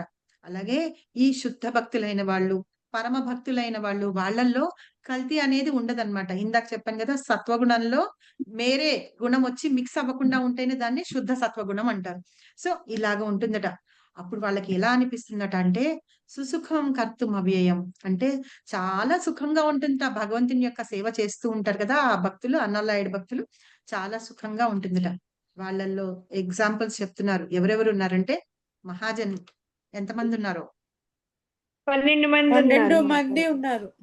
12 మంది ఉన్నారు. వాళ్ళల్లో 4 కుమారులు ఉన్నారు. నారదుడు ఉన్నాడు, శివుడు ఉన్నాడు, స్వయంభూ మను ఉన్నారు. ఇలాగా ఉన్నారు. భీష్మ ఆ అది. వీళ్ళందరూ కూడా వీళ్ళందరూ కూడా చాలా శుద్ధ భక్తి చేశారట వీళ్ళు. శుద్ధ భక్తి చేసి ఆ సుఖాన్ని, ఆ ఆనందాన్ని వాళ్ళు ఆస్వాదించి ఉన్నారట. సో, కాబట్టి ఏంటంటే మనం కూడా అలాంటి భక్తి చెయ్యాలి. భగవంతుడిని తెలుసుకోవాలి. అసలు కృష్ణ అంటే ఏంటి తెలుసుకోవాలి అంటే గనక ఈ భక్తి చేస్తే ఆ ఆనందాన్ని పొంది మనం కృష్ణుని స్వయంగా చూడగలుగుతాంట. అది చెప్తున్నారనమాట. ఇంకా ఏంటంటే ఎవరికి భక్తి చేయాలి అంటే వాసుదేవుడి గురించి చేయమంటున్నారు. అంటే కృష్ణ అన్నమాట. వాసుదేవుడు పేరు ఎందుకొచ్చింది? వసుదేవుని కొడుకు కాబట్టి వాసుదేవ అన్నారు. సో, ఆ వాసుదేవుడి భక్తి మనం చెయ్యాలి అని చెప్తున్నాము. అప్పుడే మనకి భక్తిలో కంప్లీట్ సాటిస్ఫాక్షన్ ఆనందం, సంపూర్ణమైన ఆనందం దొరుకుతూ ఉంటుందట. అది ఆత్మకి లభిస్తుంది. ఎప్పుడు ఆత్మ ఆనందంగా ఉంటుంది చూసారా? అదే నిజమైన ఆనందం అని చెప్తున్నారు. లేకపోతే గనక భగవంతునికి భక్తి చెయ్యలేము అని చెప్తున్నారు. అయితే శ్రీమద్ భాగవతం ఇదే చెప్తోందన్నమాట. భక్తి అనేది మనము ఎలా చెయ్యాలి? ఓకేనా? ఆ భక్తి ఎలా చేయాలి? అహైతుకి అప్రతిహత. అంటే మనము ఏ హేతువు లేకుండా, నాకు ఏ మోటివ్ నేనిప్పుడు వెళ్తున్నాను, చేస్తున్నాను అంటే నాకిది కావాలి అనే మోటివ్ లేకుండా, వేరే కోరికలు అలాంటివన్నీ లేకుండా, సేవ చేయడం ఒక్కటే నా కోరికగా పెట్టుకొని మనం చేస్తున్నామని. అలాగే బ్రేక్స్ లేకుండా, అప్రతిహత అంటే బ్రేక్స్ లేదు. ఇవాళ చేశాను గదా! పడుకుందాను, రేపు చేయను అని అలా కాదు. కంటిన్యూయస్‌గా ఎప్పుడు ఎలా ఉంటామో అలా చేస్తూ ఉంటాం. దాన్ని ఇన్‌కన్సిస్టెన్సీ అని కూడా అంటారట. అలా భక్తి చేస్తూ ఉంటే మనకి సాటిస్ఫాక్షన్ ఆనందం కలుగుతూ ఉంటుందట. అప్పుడు నిజంగా మనం భగవంతుణ్ణి తెలుసుకోగలుగుతాము. భగవంతుణ్ణి చూడగలుగుతాము. భగవంతుడితో స్వయంగా మాట్లాడగలుగుతాము అని చెప్తున్నారు ఈ శ్లోకంలో. అర్థమైందా నేను చెప్పింది ఇవాళ క్లాసు? మాతాజీ చాలా విషయాలు చెప్పారు మాతాజీ. ఒకసారి అయితే క్షణం అది పోతా కూడా ఎట్లా పోయింది నాకు ఒక సో, అయితే కులశేఖర ఆళ్వారు ఏం చెప్తున్నారంటే కృష్ణుడి గురించి ఆయన ఎవరు? మనం ఇప్పుడు ఏమన్నాము? కృష్ణ ఎవరో తెలుసా అని అనుకున్నాం గదా! కృష్ణ ఎవరో చెప్తున్నారు చూడండి కులశేఖర ఆళ్వారు. కృష్ణో రక్షతు నో జగత్రయ గురు కృష్ణానమద్వయం సదా కృష్ణేనాఖిల శత్రువో వినిహత కృష్ణాయ తస్మై నమః కృష్ణాదేవ సముత్థితం జగతితం కృష్ణస్య దాస్యోస్మ్యహం కృష్ణే తిష్టతి విశ్వమేతమఖిలం హే కృష్ణ రక్షస్వ మాం. ఈ ముల్లోకాలన్నిటికీ ఆధ్యాత్మిక ఆచార్యుడు కృష్ణుడు. ఆధ్యాత్మిక ఆచార్యుడు కృష్ణుడు. ఆ కృష్ణుడు మమ్మల్ని రక్షించాలి. ఆ కృష్ణుడికే నేనెప్పుడు వందనం చెయ్యాలి. ఆ కృష్ణుడు ఏం చేస్తాడట? శత్రువులందరినీ నశింపచేస్తాడట. మనకి నిజమైన శత్రువులు మనలోనే ఉన్నారన్నమాట. 6 శత్రువుల్ని మనం పెంచి పోషిస్తూ ఉన్నాం. సో, ఆ 6 శత్రువుల్ని గూడా నశింపచేస్తారు. ఎప్పుడైతే మనలో ఉన్న ఈ 6 శత్రువులు నశించిపోతారో, మనకి విడిగా ఎవరు శత్రువులు ఉండరు అని. ఆ కృష్ణుడికి నేను నమస్సులు అర్పిస్తున్నాను అని. ఈ కృష్ణుడి నుండే జగత్తంతా ఉద్భవించింది. అది మనం ముందు భాగవతంలో చదువుకుందాం. ఆయన నుండే వచ్చిందా కృష్ణ ఈ జగత్తంతా? మొత్తం భగవంతుడు. అవును హ్మ్. అవును మాతాజీ. ఎవరి నుంచి వచ్చిందో ఈ జగత్తంతా ఆ కృష్ణుడికి నేను దాసుడిని. సరేనా? నేను ఇంకెవరికి దాసుడిని కాను. ఆయనకి మాత్రమే దాసుడిని. ఈ విశ్వం మొత్తం కూడా కృష్ణుని యందే స్థితమై ఉంది. ఆయన ద్వారానే సృష్టింపబడి, ఆయన ద్వారా మెయింటైన్ చేయబడి, ఆయన ద్వారానే లయం పొందుతూ, ఆయనలోనే లయం పొందుతూ ఉందన్నమాట. అలాంటి కృష్ణుడిని నేను ప్రార్థిస్తున్నాను. ఏమని ప్రార్థిస్తున్నాను? నువ్వే నాకు రక్ష, నువ్వే నాకు శరణు అని చెప్పేసి నేను ప్రార్థిస్తున్నాను అని కులశేఖరాల వారు చెప్తున్నారనమాట. ఇది ఇవాళ 1.2.22 నెక్స్ట్ శ్లోకం నుంచి ఇంకొక పార్ట్ స్టార్ట్ అవుతుంది. 23 నుంచి 29 వరకు ఆ భగవంతుడి యొక్క గొప్పతనం గురించి మనము ఎవరు అనుకున్నాము? కృష్ణ ఎవరు అనుకున్నాం కదా. ఆయన గురించి తెలుసుకోవాలంటే మనం ఏం చేయాలి? మనం ఇవన్నీ చదవాలి. ఆయన యొక్క గొప్పతనాన్ని గురించి మనం తెలుసుకోవాలి. ఆయన గొప్పతనాన్ని వివరిస్తూ ఆయనని మాత్రమే మనం ఎందుకు పూజించాలి అనే విషయాన్ని మనం 23 నుంచి 29 శ్లోకం వరకు మనం తెలుసుకుంటాం అన్నమాట. సో ఇది ఇవాళ Shrimad Bhagavatam. Thank you very much. నన్ను ఏమన్నా తప్పులు చెప్పుంటే క్షమించండి. నా వర్డ్స్ తోటి ఎవరినైనా హర్ట్ చేస్తుంటే కూడా క్షమించండి. వాంఛాకల్పతరుభ్యశ్చ కృపా సింధుభ్యేవ చ పతితానాం పావనేభ్యో వైష్ణవేభ్యో నమో నమః. అనంత కోటి వైష్ణవ की जय, अनंत कोटि आचार्य वृंद की जय, श्रीला प्रभुपाद की जय, श्रीला गुरुदेव की जय, नीताय गौर सीतानाथ प्रेमानंदे हरि हरि बोल. Thank you very much. చెప్పండి మాతాజీ, ఏంటి డౌట్? హరే కృష్ణ మాతాజీ. మీరు అప్రహిత చెప్పండి, ఒక్కసారి చెప్పండి మాతాజీ, సరిగ్గా రాసుకోలేదు. అప్రహిత చెప్పండి. అహైతుకి అప్రతిహత. ఇతికి అప్రహిత. మనం భగవంతుణ్ణి ప్రార్థిస్తాం కదా, ఎలా చేస్తాము? శ్లోకం గుర్తుందా మాతాజీ మీకు? అహైతుకి అప్రతిహత ఏయాత్మా సుప్రసీదతి. బ్రహ్మ మాతాజీ. సవై పుంసా పరో ధర్మ పరోధర్మో యతో భక్తిదోక్షజః అహేతుకి అప్రతిహత ఏ ఆత్మా సుప్రసీదతి. సుప్రసీదతి. ఆ శ్లోకం అది 1.2.6.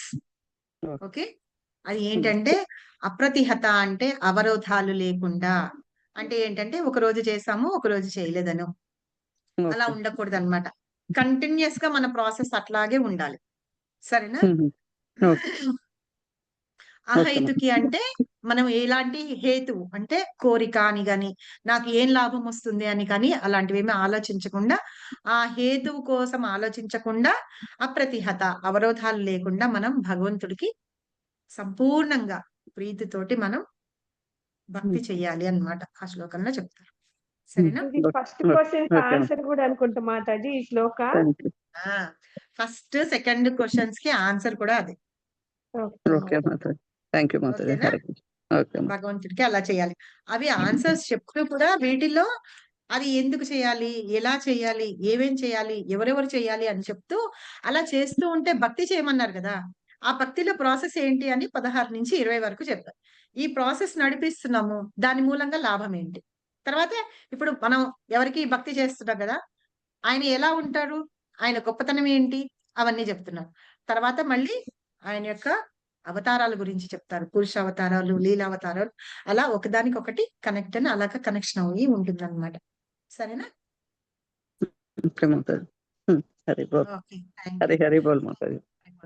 సరిత మాతాజీ. రోజు శ్రవణము అంటే మనం చదవడం కన్నా శ్రవణం చేయడం ఇంపార్టెంట్ అని చెప్పి నిన్న యేసుప్రభు నందనవనంలో చెప్పిండు. ఈ రోజు పూర్తి చేసారు మాతాజీ. మేము చదివినాం కానీ అంత అర్థం కాలేదు. ఈ రోజు అంత క్లియర్ గా అర్థం. అందుకనే నవవిధ భక్తిలో ఫస్ట్ శ్రవణం వస్తుంది కదా. అవును మాతాజీ. శ్రవణం ఫస్ట్ శ్రవణం చేయాలి కదా. శ్రవణం చేసిన తర్వాత కీర్తన చేయగలం. ఇప్పుడు నేను కీర్తన చేస్తాను అంటే ఎలా చేస్తారు మీరు? మీరు ఎక్కడో విని ఉండాలి కదా. వింటేనే కానీ. అవునా? విని ఉంటేనే మనం కీర్తన చేయగలం, తర్వాత స్మరణం చేయగలం. అవునా?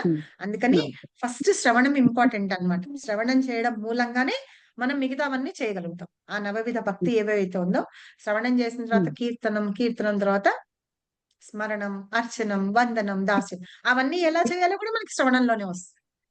భగవంతుడికి అర్చన ఎలా చేయాలి, అది కూడా శ్రవణం చేస్తాం కదా. వందనం ఎలా చేయాలి, అది కూడా మనం శ్రవణం చేస్తాం. సరేనా?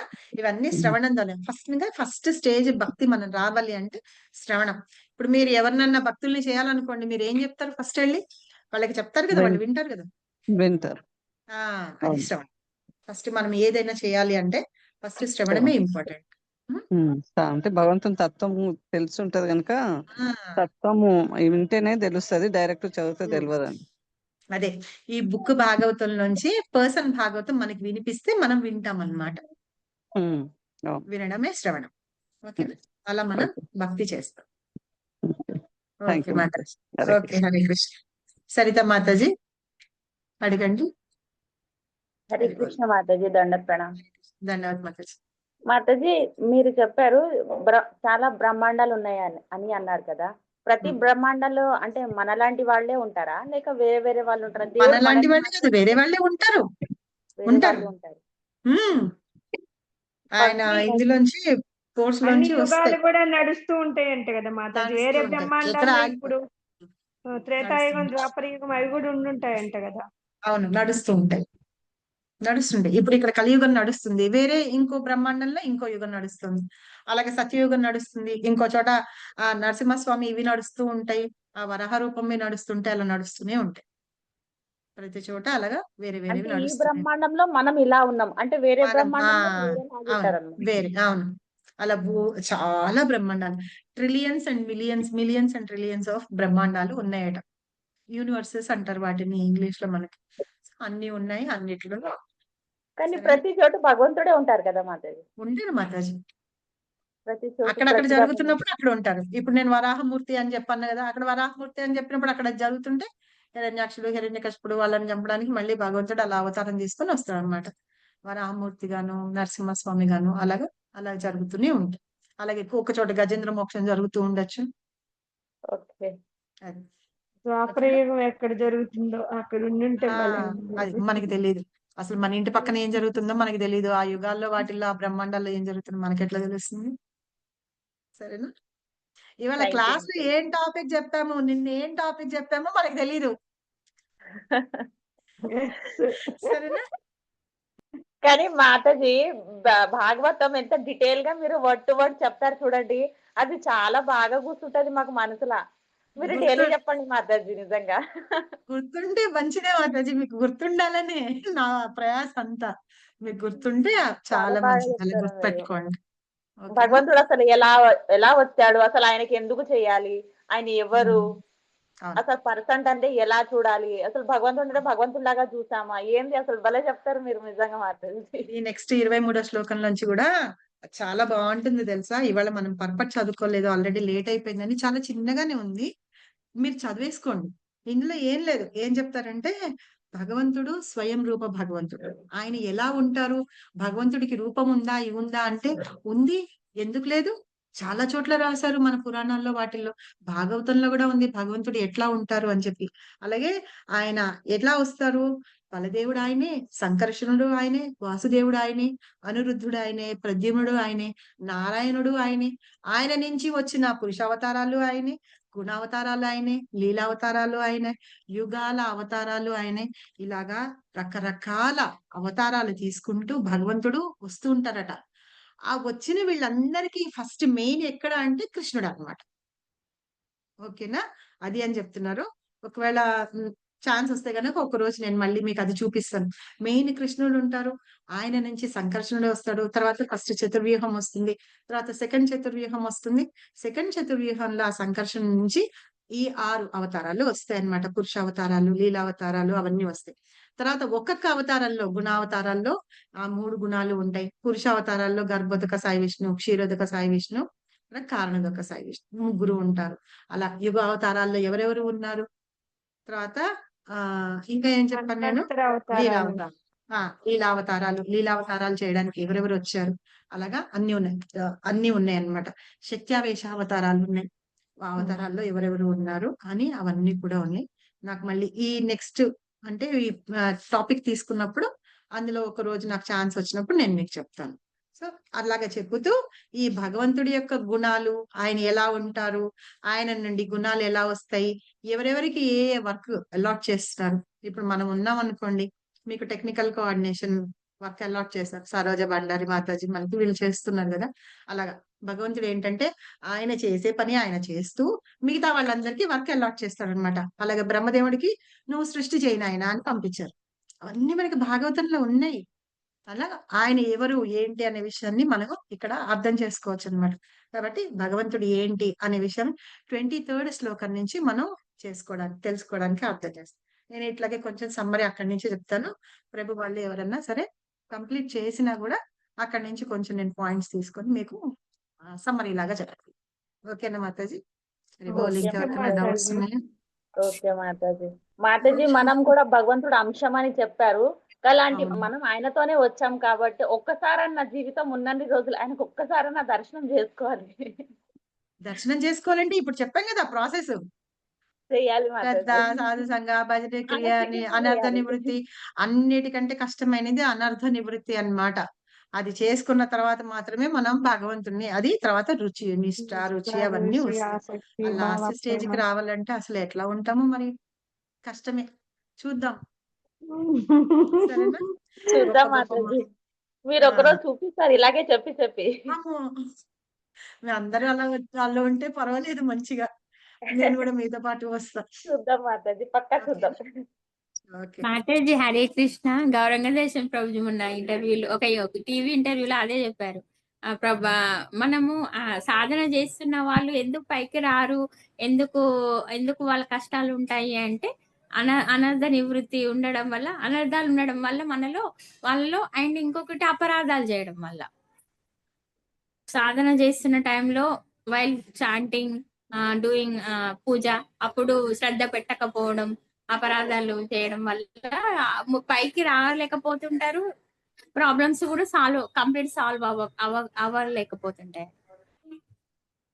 మనము ఈ భౌతిక ప్రపంచంలో పుట్టాం కాబట్టి ఆ 3 గుణాలతోటి కట్టుబడి ఉంటాం మాతాజీ.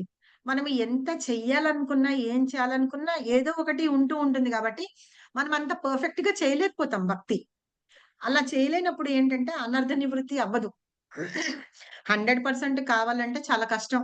మనం జయపతాక స్వామి మహారాజ్ లాగా అలాగా వాళ్ళలాగా అవ్వాలి అంటే ఆయన ఎంత సాక్రిఫైస్లు చేసి వాళ్ళు అలా పెళ్లి ఉన్నారో. చేసుకోకుండా ఉండాలి మాతాజీ. అట్లా ఆ ఉండాలంటే హాయిగా ఎవరు లేకుండా ఉంటే వెళ్ళిపోవచ్చు మనం కూడా, కానీ ఈ బంధనాలు ఉండే కదా ఇవే కొంచెం మనల్ని వెనక్కి లాగుతుంది.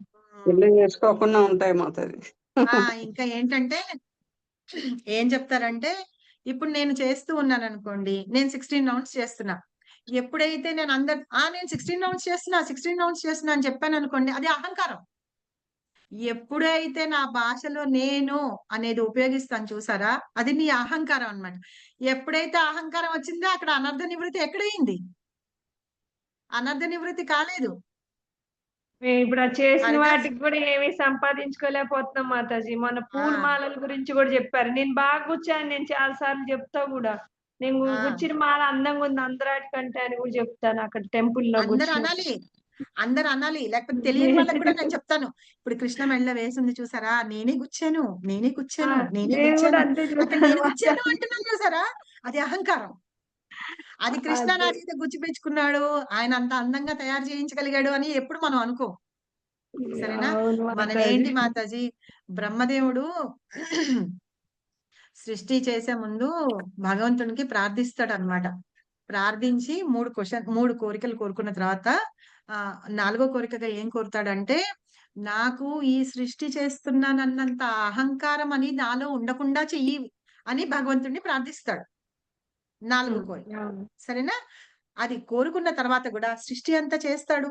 అంతా చేసిన తర్వాత కూడా బ్రహ్మ విమోహన లీల ఎందుకయింది? అక్కడ బ్రహ్మ ఆయనకి అహంకారం వల్ల అయింది. వచ్చింది. అవునా? అక్కడ ఏంటంటే ఆ జ్ఞానం ఇచ్చిందే కృష్ణుడు, ఆయనకి తెలుసు. ఆయన ఇచ్చిన జ్ఞానం ద్వారానే సృష్టి చేస్తున్నాడని తెలుసు. కాకపోతే ఏంటంటే ఆయన ఉన్న పొజిషన్ ఏదైతే ఉంటుందో చూసారా? మీకు వీలైతే గనక గౌరంగ దర్శన్ ప్రభుది బ్రహ్మ విమోహన లీల క్లాస్ అయింది మొన్న. అది వినండి. నిజంగా సూపర్ గా ఉంది. అక్కడ ఏంటంటే ఆయన ఉన్న పొజిషన్ మూలంగా అంటే ఫాలోవర్స్ ఉన్నారు కదా! ఎప్పుడైతే ఫాలోవర్స్ నధనం నజనం నా సుందరి అదే మనల్ని కింద పడేస్తూ ఉంటుందన్నమాట. ఆ ఫాలోవర్స్ ఆ ప్లేస్ ని బట్టి మనకి అహంకారం కలుగుతూ ఉంటుందట. అందుకనే బ్రహ్మ విమోహన లీల అయిన తర్వాత అక్కడ కృష్ణకి తీసేస్తాడు. ఏంటి అసలు ఎప్పుడైతే ఈయన దేవాది దేవుడా అనుకుంటాట. ఎక్కడ ఆ మట్టి అంతా పూసుకొని వాళ్ళల్లో ఒకళ్ళ నోట్లోంచి ఒకళ్ళు తినడము, వాళ్ళతో పిల్లల ఆడుకోవడము. ఎంగిలి ఈయన దేవాది భోజనం అయి దేవుడేంటి? తినడం. ఈయన దేవాది దేవుడేంటి అని అనుకుంటాడట. అనుకునేటప్పటికి అహంకారం వచ్చేసింది అక్కడ. అవునా? అన్ని చేస్తాడు. చేసిన తర్వాత కాళ్ళ మీద పడి క్షమాపణ చెప్తాడు. చెప్పిన తర్వాత తన లోకానికి వెళ్ళిపోతాడు. వెళ్ళిపోయి అక్కడ ఉంటున్నా సరే ఆ పశ్చాత్తాపం అనేది వీడలేదుట. వీడక అక్కడ తన పని చేస్తున్నా సరే, నేను ఎంత తప్పు పని చేశాను, ఎంత తప్పు పని చేశానని గిల్టీ ఫీల్ అవుతాడట. గిల్టీ ఫీల్ అయ్యి తర్వాత ఎక్కడికొస్తాడు? హరిదాస్ ఠాకూర్. ఆ! వస్తాడు, ఉండండి. జపం చేసుకుంటాడు ఒక చోటకొచ్చి. అది మొన్ననే శ్రీహర్ష ప్రభుకి నేను రాస్తూ పంపించాను. ఆ ఏం ఏం ద్వీపము? ఏం ద్వీపం అంటాం మనం? ఏమో గుర్తు రావట్లా. ఆ శ్వేత. ద్వీపంలో జంబూ ఉండి ద్వీపం. కాదు ప్రభు. జంబూ జంబూ ద్వీపం కాదు. మణిద్వీపం. మణిద్వీపము. నేనే వేరే ఫోన్‌లో ఆ ద్వీపంలో కూర్చొని తపస్సు చేస్తాడట. కొన్ని సంవత్సరాలు, కొన్ని వేల సంవత్సరాలు తపస్సు చేస్తూ ఉంటాడట. అప్పుడు స్వయంగా ఎవరు? మహాప్రభు గోల్డెన్ మోట్లెడ్ కలర్ లో వచ్చి ఆయన ఉండి ఆయనకి చెప్తారట. ఏంటంటే అక్కడికి వచ్చేటప్పటికి ఆ హంబుల్నెస్ అనేది వచ్చేస్తుంది. హంబుల్నెస్ ఎలా వస్తుందటంటే హ్యూమిలిటీ నుంచి వస్తుందట హంబుల్నెస్. ఆ హంబుల్నెస్ వచ్చి అతను అలాగా పశ్చాత్తాపపడడానికి, గిల్ట్ ఫీల్ అవ్వడానికి అయిందని. ఎప్పుడైతే గిల్ట్ ఫీల్ అయ్యాడో హంబుల్నెస్ వచ్చింది. ఆ హంబుల్నెస్ ద్వారా డివోషన్ వచ్చింది, అంటే భక్తి వచ్చింది. ఆ భక్తితోటి అతను ప్రార్థన చేయగలిగాడు అని. గోవర్ధనగిరి దగ్గర మీరు కూర్చున్నారనుకోండి, గడ్డి ఉంటుంది చూసారా? ఆ గడ్డిలాగా పుట్టాలి అని అనుకుంటాం కదా. ఆ గడ్డిలాగా పుట్టాలి అనుకుంటే ఆ గడ్డికి ఎంత టాలరెన్స్ ఉంది అంటే సహనశీలత ఎంత ఉంది, ఆ టాలరెన్స్ మనలో ఉండగలగాలి అని చెప్తారనమాట. కాబట్టి అలా వెళ్ళి తపస్సు చేసుకుని తన తప్పుని తను తెలుసుకున్నాక తపస్సు చేసుకుంటే మహాప్రభు ఆ గోల్డెన్ మోల్టెడ్ కలర్ లో ఉంటారు, బంగారు వర్ణంలో వచ్చి ఆయన చెప్తాడనమాట. నువ్వు ఏ ఏ అహంకారంతో ఆ సృష్టిని చేశాను, అహంకారంతో వచ్చి నువ్వు ఆ బ్రహ్మ విమోహన లీల చేసి ఉన్నావు చూసావా, ఆ అహంకారము అవన్నీ పోగొట్టాలి అంటే నువ్వు ఒక తక్కువ జాతికి వారి కులంలో అంటే పుట్టాలి అని, అంటే యవన వాటిల్లో పుట్టాలి అని చెప్పేసి పుట్టి ఏం చేస్తావు? ఇవన్నీ పశ్చాత్తాపానికి తీర్చుకోవాలి అంటే 24 గంటలు నువ్వు నా నామాన్ని స్మరణ చేస్తూ ఉంటావు. అలా చేస్తూ హరిదాస్ ఠాకూర్ గా అయి నామాచార్యుడు అవుతావు, నాతోటి ఉంటావు అని చెప్పి చెప్తారనమాట. అలాగా బ్రహ్మదేవుడు హరిదాస్ ఠాకూర్ గా మహాప్రభు వచ్చినప్పుడు ఆయన వచ్చి అలాగా హరిదాస్ ఠాకూర్ గా మనకి హరినామం యొక్క మహత్యాన్ని గురించి వాటి గురించి చెప్తారనమాట. సో అది 3 బ్రహ్మదేవుడు లక్షల సార్లు అలాంటి రోజుకి చేసే ఉమ్, హరిదాస్ ఠాగూర్ అలాగా గారు. అప్పుడు ఏంటంటే నీకు బ్రహ్మదేవుడిగా ఉన్నప్పుడు నీకున్న ఫాలోవర్స్ కానీ ఇవి కానీ ఐశ్వర్యాలు కానీ ఏమి ఉండవు నీకు. అసలు హరిదాస్ ఠాకూర్ కి ఎవరైనా ఫాలోవర్స్ ఉన్నారా? ఎవరు లేరు. ఆయన వెళ్తూ ఉంటే ఎవ్వరు ఎవరైనా లేరు. వెనక రావడము, ఇంతమంది గుంపులుగా అట్లాగా ఏమీ లేదు. ఆయన కూర్చొని ఆచార్సే ప్రచారం అన్నమాట. ఆయన ఆచరిస్తూ ప్రచారం చేశాడు. అదే కదా మన సనాతన రూప గోస్వామి. ఎవరు చెప్తారు ఆ మాట? సనాతన గోస్వామి అంటారు కదా. అతనికే కదా ఒళ్ళంతా ఇలాగా పుండ్లు లాగా వచ్చేసింది. ఆ జార్ఖండ్ శివ ఫారెస్ట్ గారు. అడవుల్లోంచి అవును వస్తున్నప్పుడు మాతాజీ. అప్పుడు అప్పుడు ఆయన అంటారు, నువ్వు భగవంతుడి కార్యం చేయడానికి నువ్వు వచ్చావు, నువ్వెంత గొప్పవాడివి అని సనాతన గోస్వామిని హరిదాస్ ఠాకూర్ అంటే, నువ్వు ఆచరిస్తూనే నువ్వు ప్రచారం చేస్తున్నావు, నువ్వు నాకంటే గొప్పవాడివి అని సనాతన గోస్వామి అంటారు. సో అలాగా మనం ఎప్పుడైనా సరే ఆచరిస్తూ ప్రచారం చేయడం అన్నమాట. అదే గొప్పతనం. అది బ్రహ్మదేవుడు స్వయంగా అన్నమాట. మానవ మాతృలో మనం ఇన్ని ఉన్నాయి, మనం ఎలా చేయగలుగుతాం? కాకపోతే ప్రాక్టీస్ చేయాలన్నమాట. సరేనా? హరే కృష్ణ మాతాజీ. ఇప్పుడు మన పూర్వజన్మ సుకృతం వల్ల మనకి మనిషి సెకండ్ ఛాన్స్ లాగా మనిషి జన్మ వచ్చింది కదా మాతాజీ. అయితే మనం ఆ పూర్వజన్మ సుకృతం ఉంటేనే మనం నవవిధ భక్తి చేయగలమా మాతాజీ? అలా కాకుండా మనం పట్టుదల అది దాని వల్ల చేయగలుగుతామా మాతాజీ? ఏదైనా సరే మనం స్టార్టింగ్ లో ఏం చెప్పాను నేను? ఫస్ట్ మనము భక్తి వినోద ఠాకూర్ ఏం చెప్పాడని చెప్పాను నేను ఫస్ట్. అంటే జన్మలన్నిటిలోకి మానవ జన్మ మానవ జన్మ మంచి జ్ఞానం ఉత్తమమైనది. ఉంటుంది ఉత్తమమైనది. కాబట్టి ఆ మానవ జన్మ రావాలన్నా సరే మనం ఏంటంటే మనము నెక్స్ట్ బర్త్ తీసుకునేటప్పుడు మనలోంచి 5 వెళ్తాయి. మన వాసనలు అన్నాం కదా, వాసనలు గాని తర్వాత సూక్ష్మ శరీరం, ఆత్మ, తర్వాత వాసనలు, మనం ఏమేమి కోరుకుంటాం అవి అలా అన్ని కలిపి వెళ్తాయి అన్నమాట. అలా వెళ్ళినప్పుడు భగవంతుడు నిర్ణయిస్తాడు వీళ్ళు ఏం కోరుకున్నారు, మనం కోరుకున్నది ఆయన శాంక్షన్ చేస్తాడు అనమాట. కాబట్టి మనం ఏం కోరుకుంటాము లాస్ట్ మూమెంట్ లో అనేది ఇంపార్టెంట్ అంటున్నాం కదా, ఇవన్నీ కలిపి వెళ్తాయన్నమాట. వెళ్ళినప్పుడు మనకి ఆ జన్మ లభిస్తుంది. అది కూడా మనం ముందు జన్మలో మనం ఎలాంటి కర్మలు చేసుకుని ఉన్నామో దాని ద్వారానే అది అవుతుంది. అలా వచ్చినప్పుడు మళ్ళీ మనము ఎవరన్నా మహాత్ముల యొక్క కృప, అదే మనకి భక్తి వినోద ఠాకూర్ చెప్తున్నారు అనమాట, సతాం కృప అన్నమాట, causeless mercy of A pure devotee. అది మన మీదకి వస్తుంది చూసారా, మనల్ని చూసి అలా ఉన్నప్పుడు. సరే ఇప్పుడు మీరు చెప్పండి, రామాయణం ఎవరు రాశారు? వాల్మీకి. వాల్మీకిని నారదుడు చూసారు, ఆయన కృప కలిగింది కదా అక్కడ. అవును. సో అలాగా మనకి కూడా భగవంతుని యొక్క భక్తుల మహానుభావుల యొక్క కృప మన మీదకి వస్తుందన్నమాట. ఇప్పుడు ఆ మహానుభావుల యొక్క కృప రావాలి అంటే మన పూర్వజన్మ సుకృతం పూర్వజన్మ ఉండాలి. మనం చేసే భక్తి గాని మనం చేసే కర్మల ఫలితం ఏవైతే ఉంటుందో అవన్నీ కూడా ఉంటాయి అన్నమాట. ఇప్పుడు ఈ జన్మలో నేను చేస్తున్నాను, మన భక్తి కంప్లీట్ కాలేదు, అయినా సరే మనం భక్తి చేయాలన్నమాట. ఎప్పుడైనా స్టార్ట్ చేయండి. అట్లీస్ట్ 80 ఏజ్ వచ్చినా సరే మీరు చేసిన భక్తి ఏదైతే ఉందో 2% అయినా సరే పర్వాలేదు, మనము భక్తి అనేది మహానుభావుల యొక్క కృప రాలేదు, మనం నవవిధ భక్తి చేయలేకపోయాము అని కాకుండా మన సాధ్యమైన దాకా ట్రై చేయాలి. మనం చెయ్యాలి మాతాజీ, సాధ్యమైనంత కాదు, మనం భక్తి చెయ్యాలి అంతే. మనం భక్తి చేయాలి. మనం ఇప్పుడు చూడండి, మనం ఎక్కడి నుంచి వచ్చామో అక్కడికి వెళ్ళాలి కదా, కానీ మనం దారి తప్పిపోయి మనం ఇక్కడే తిరుగుతున్నాము, ఈ భౌతిక ప్రపంచంలోనే తిరుగుతూ ఉన్నాం అన్నమాట. మనకి భక్తిరాసామృత సింధు మనం చదువుకునేటప్పుడు చెప్పుకున్నాం, గుర్తుందా మీకు? కృప ఒకటి మనకి, ఇంకొకటి మీరు అన్నారు కదా 2 వస్తాయన్నమాట. ఎప్పుడైతే భగవంతుని కృప అవన్నీ, తర్వాత భక్తుల యొక్క కృప ఉంటుందో మనకి పూర్వజన్మ సుకృతం అని ఆ సుకృతి కూడా ఉంటుంది. నేను మీకు చెప్పాను, జనమేజయుడు సారీ మన ఎవరు ఉద్ధవుడికి మైత్రేయముని, దాని గురించి మీకు ఒకసారి చెప్పాను, గుర్తుందా? విదురుడు వస్తూ ఉంటే ఉద్ధవుడిని అడుగుతాడనమాట, కృష్ణుడు ఎట్లా ఉన్నారు ఇవన్నీ అడిగితే అప్పుడు చెప్తాడనమాట, అక్కడ మైత్రేయముని కూడా ఉన్నారు కృష్ణుడు చెప్తున్నప్పుడు అని. మైత్రేయముని నిజంగా ఇది మనకి భాగవతంలోనే ఉంది, ఇది కూడా భాగవతంలోనే రాసి ఉంది. మైత్రేయముని అంత గొప్పవాడు కాదు, విదురుడి అంత జ్ఞాని కూడా కాదు, మామూలు ముని అంతే అన్నమాట. కానీ ఆయనకి భగవంతుడు స్వయంగా ఉద్ధవుడికి చెప్తుంటే వినే అవకాశం కలిగింది. అది ఏంటి, దాన్ని సుకృతి అంటారని. ఆ సుకృతి గురించి అవన్నీ కూడా మనకి భాగవతంలో ఉన్నాయి. ముందు ముందు వెళ్తూ ఉంటే మనకి అవన్నీ కూడా వస్తాయి. సో ఆ సుకృతి ఆయనకి కలిగింది, అది కూడా ఎవరిస్తారు? భగవంతుడే ఇస్తాడు స్వయంగా. సరేనా?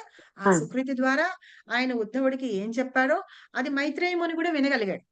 వినగలిగి అక్కడ ఏం చేశాడు ఉద్ధవుడు, నాకంటే పెద్దవాడు, ఉద్ధవుడి కంటే పెద్దవాడు, చాలా పెద్దవాడు మైత్రేయముని. కాబట్టి నేను కూడా విన్నాను, ఆయన కూడా విన్నాడు. కాబట్టి నేను ఆయనకి ప్రణామాలు చేస్తూ ఆయనకి గౌరవం ఇస్తున్నాను కదా, నువ్వు ఆయన ద్వారా విను అని చెప్పేసి ఉద్ధవుడు వెళ్ళిపోతాడు అనమాట. విదురుడికి చెప్పమని చెప్పి నువ్వు వెళ్ళి మైత్రేయముని ద్వారా విను అని చెప్పి చెప్తారనమాట. సో అలా వినగలగడం కూడా ఏంటంటే, అతను పెద్ద ఆస్టెరిటీస్ ఇవి అవి చేసింది కూడా ఏం లేదు మైత్రేయముని, మామూలుగా ముని అంతే.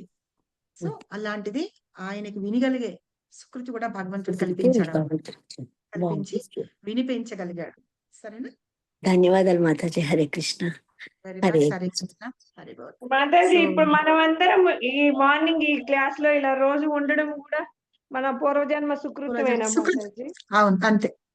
ఇది ఎప్పుడూ అనుకుంటాను, అడుగుదాం అనుకుంటాను. ఖచ్చితంగా ఈ ప్లాట్ఫామ్ మనకి అరేంజ్ చేయడం కూడా, చేసిన వాళ్ళకి మనకి చేయడానికి ఇవన్నీ కూడా మన పూర్వజన్మ సుకృతే. అసలు మీరు ఎక్కడున్నారు, మేము ఎక్కడున్నాము, ఎక్కడెక్కడి నుంచి ఎక్కడికి కనెక్షన్ అయింది, అందరం ఎక్కడెక్కడ ఉండి ఇక్కడ యునైట్ అయ్యి మనం చదువుకుంటాం అంటే అది పూర్వజన్మలో కూడా మనందరం ఉండొచ్చు. పూర్వజన్మలో మనందరం ఒక బాధ వేయడం, క్లాస్ మిస్ అయిన ఎక్కడికన్నా వెళ్ళాల్సి వచ్చి వెళ్ళలేకపోతే అబ్బా పోయిందే అని ఒక ఫీలింగ్, దీనికి అట్రాక్ట్ అయ్యాం కదా, ఇది కూడా ఒక జన్మ సుకృతమే అనుకుంటా. మామూలుగా అయితే ఆఫ్లైన్ లోనే క్లాసులు ఉండేవి. ఇష్కార్ గురించి చాలా కొంతమందికి తెలుసు, కానీ ఈ కరోనా వచ్చిన తర్వాత ఈ జూమ్ క్లాసుల వల్ల కరోనాకు శతకోటి నమస్కారాలు అనిపిస్తుంది. అప్పటి నుంచే కదా మాతాజీ మనకి ఈ ఆన్లైన్ క్లాసులు వచ్చేసింది, జూమ్ క్లాసులు అందు. అంత ముందు అంత లేదు కదా మాతాజీ. అవును. అయితే మన గురు మహారాజు ఆయన అన్ని చోట్ల తిరుగుతూ ఉంటారు కదా! ఆయన అన్నారట, నాకు ఇట్లాగా తిరగకుండా అందరిని నా భక్తుల్ని ఎవరిని చూడకుండా ఉండడానికి నాకు చాలా కష్టంగా ఉంది. అంటే అందరిని చూస్తూ ఉండాలి గదా! అక్కడ భక్తులెవరు రారు గదా! ఇంకా సేవ చేయడానికి ఎవరో ఉన్నవాళ్ళు తప్పించి ఎవరు రారు. ఎవరిని కలవలేకపోతున్నాను, ఎవరిని చూడలేకపోతున్నాను. ఏదో ఒకటి చెయ్యాలి అని జెప్పేసి జూమ్ ప్లాట్‌ఫార్మ్ అనేది తీసి పెట్టి వా ప్రతిరోజు అన్నమాట. ఒక్కొక్క కంట్రీ 2, 3 కంట్రీలు అలాగా ప్రతిరోజు గురు మహారాజు లెక్చర్స్ ఇచ్చి దాని ద్వారా డివోటీస్‌ని అందరిని ఇలాగా కనెక్ట్ చేశారన్నమాట. సో, ఈ క్రెడిట్ అంతా goes to Srila Jayapataka Swami Maharaj. So, ఆయన ద్వారా ఆయన చేసి మనకందరికి చూపించి ఇదిగో మనం చేస్తున్నాం గదా! ఇగో ఎవ్వరు విడిగా ఉండొద్దు. అందరూ ఇలాగ ఆయన లెక్చర్స్ కూడా జూమ్‌లో ఇచ్చేవాళ్ళు. అప్పుడు చైతన్య చరితామృత అవి కూడా చెప్పేవారన్నమాట. గురు మహారాజ్. మేము అవన్నీ వినేవాళ్ళం. శనివారం భాగవతం క్లాస్ ఉంటుంది. ఆ భాగవతం క్లాస్ కూడా వింటూ ఉండేవాళ్ళం. సో, ఇట్లాగా ఇప్పుడు కూడా ఉంటూ ఉంది. అలాగా మనం క్లాసెస్ గురు మహారాజ్ ద్వారా మనం క్లాసెస్ కూడా వింటూ వచ్చాం. సో, అదంతా క్రెడిట్ మహారాజ్‌కే వెళ్తుంది. సరేనా? ఆయన కృప వల్ల, దయ వల్లనే మనం ఇలాగా ఎక్కడెక్కడో వాళ్ళము వచ్చి ఒక చోట చేరాం. కాకపోతే మన గోల్ ఏంటి? మన ఆబ్జెక్ట్ ఏంటంటే కృష్ణ. కృష్ణ గురించి మనం మాట్లాడుకుంటూ ఉన్నాం. సరేనా? హరి ఇట్లా బోల్ పెట్టుకొని మాతాజీ, హరి బోల్ మాతాజీ. హరే కృష్ణ. అయితే మనకి శిష్యులకు వచ్చిన అన్ని ఏర్పాటు చేసిండు మనకి సులువుగా రావడం. ధన్యవాదాలు మాతాజీ. హరే కృష్ణ. అట్లకి ధన్యవాదాలు. కృప అన్ని హరి బోల్ మాతాజీ, హరి బోల్, ధన్యవాద్. గురు కృప దండవత్ ప్రణామ్ మాతాజీ. అందిస్తారు మాతాజీ. హరే కృష్ణ. మీరందరూ రోజు ఇట్లాగే క్లాసెస్ కి అటెండ్ అవుతూ ఉండండి. భాగవతాన్ని వినండి. భాగవతం వింటే ఏంటి అని చెప్పుకున్నాం. ఒక్కటే గుర్తుపెట్టుకోండి. నష్టప్రాయేషు అభద్రేషు నిత్యం భాగవత సేవ. భాగవత అభద్రతలన్నీ తొలగిపోతాయి. ఇంకా ఏం చెప్పారు కృష్ణ? శృణ్వతాం స్వకథాం కృష్ణ పుణ్య శ్రవణ కీర్తన. నా కథలు వినండి. వింటూ ఉంటే మీకు ఉన్న అమంగళకరమైనవన్నీ పోతాయి అని స్వయంగా కృష్ణ చెప్తున్నారు. భాగవతంలో కూడా ఇక్కడ మీకు ఒక హోంవర్క్ ఇస్తాను. భగవద్గీతలో ఎక్కడ చెప్పారు? ఏ శ్లోకంలో చెప్పారు? మీరు కనుక్కొని చెప్పండి. ఓకేనా?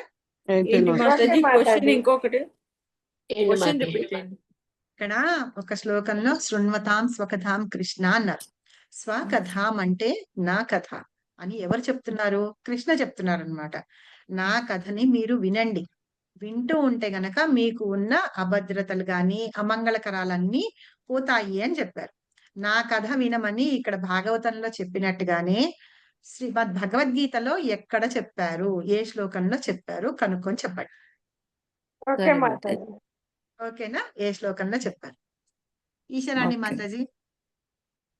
హరిబోల్. మీకు డౌట్ ఉందా ఏమన్నా? హరే కృష్ణ మాతాజీ. ధన్యవాదాలు మాతాజీ. ధన్యవాదాలు. మీకు ఒకసారి కాల్ చేయొచ్చా మాతాజీ? చేయండి ఎప్పుడన్నా? మాతాజీ. అంటే నాకు కొన్ని డౌట్స్ మాతాజీ. పూజ అంటే ఇప్పుడు మనం అంత ముందు ఎట్లా చేసుకునేవాడు కదా, వీళ్ళు ఎలా చేయాలని ఎప్పటి నుంచో మిమ్మల్ని అడుగుతా అని అనుకుంటున్నా నేను. అది కాల్ చేస్తా అంటే అది గ్రూప్ లో మీరు పర్సనల్ గా కంటే ఒక రోజు కొద్ది క్లాస్ లో చెప్తే అందరికీ డౌట్లు క్లియర్ అవుతాయి కదా మాతాజీ. అందరికీ యూజ్ అవుతుంది